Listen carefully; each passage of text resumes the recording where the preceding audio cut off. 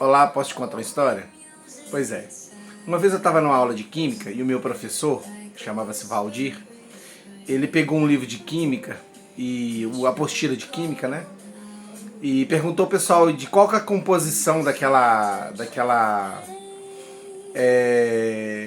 livro, né? Aí ele falou, né, que a composição do livro era celulose, e que a celulose era feita C6H12O6, alguma coisa assim. Eu acho que é isso mesmo. Então o que acontece? Aí ele falou sobre toda a composição química da celulose, do papel, ele falou sobre o processo, né, que é colhido eucalipto, é triturado, aí bate tipo no liquidificador hiper, mega, ultra industrial, aí ele peneira, faz a folha, passa, ela fica em chapas, depois passa um ácido para clarear e depois volta para secar. Então assim, ele falou todo o processo daquela apostila. Mas no final ele falou uma coisa muito interessante. Ele falou o seguinte: essa apostila de nada adianta você saber a composição química dela se você não a ler. E aquilo ficou marcado na minha vida, né, naquele cursinho. E eu fiquei pensando naquela questão que nada adianta a gente saber a composição das coisas, descrever a sociedade, descrever como a vida funciona, né?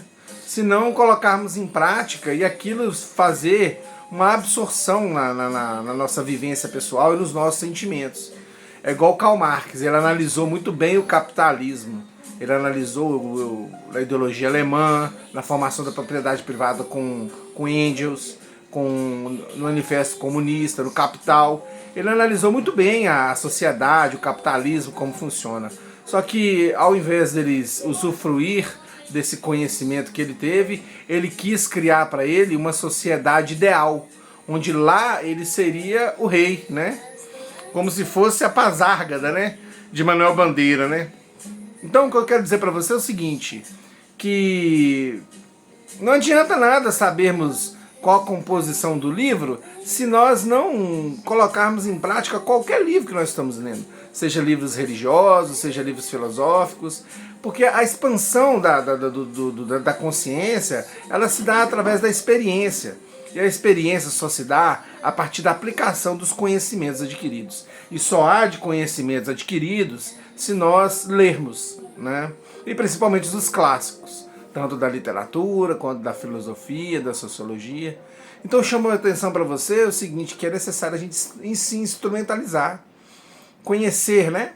A tradição cristã fala que conheceis a verdade e a verdade vos libertará. Hoje as pessoas estão tendo dificuldade de lidar com a verdade por causa da intolerância à dor. A gente fica muito assim, querendo evitar a dor, só que na verdade a gente não tem que evitar a dor, a gente tem que evitar o sofrimento.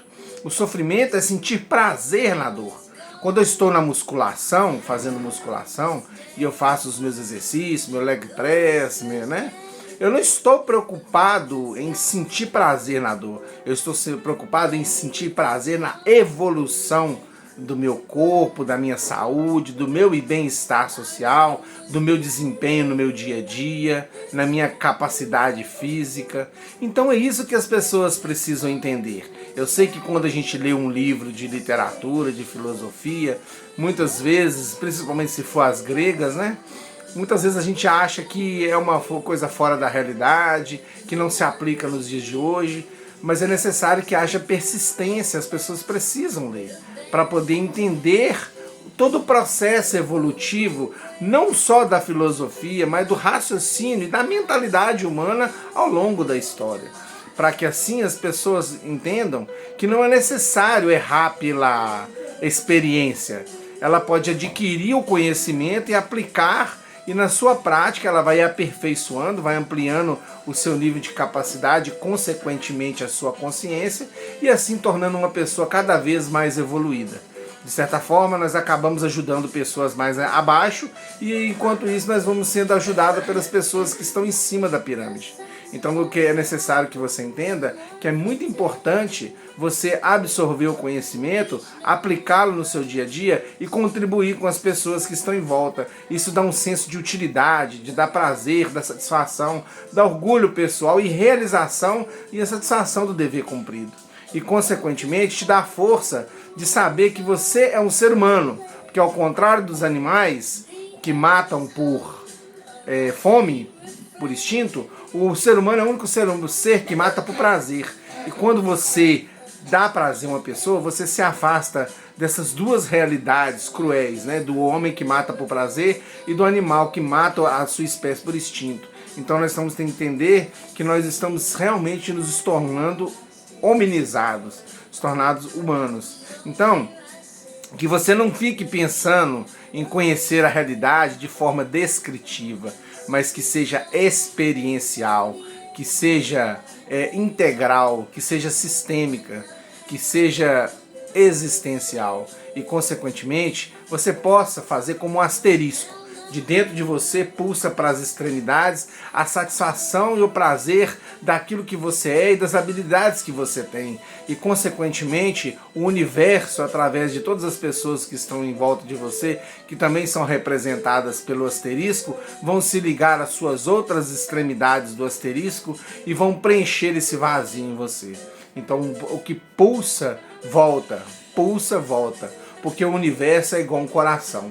Ele tem sístole e diástole. Então que o universo vá e traga para você aquilo que você merece, aquilo que você tem de melhor. Mas para que isso aconteça, você tem que ter conhecimento.